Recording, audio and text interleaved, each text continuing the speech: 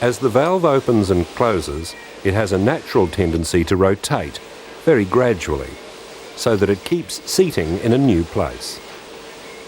This produces a slight wiping action, which helps keep the face and seat free of carbon.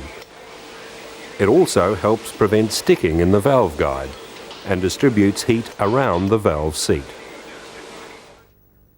On some diesels, the inlet valve has a shroud or mask on the back of the valve head. This is designed to cause turbulence in the incoming air. The position of this mask is critical for best operation, so the valve is pinned to prevent it rotating. If the rocker arm is slightly offset to the valve stem, it can help this rotation.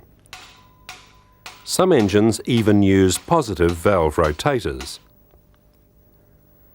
The valve operates in a valve guide, and it's exactly concentric with the valve seat. The valve guide is the hollow cylindrical part in which the valve stem moves. The valve guide area can be machined from the metal of the cylinder head, or holes can be drilled for pressed-in guides.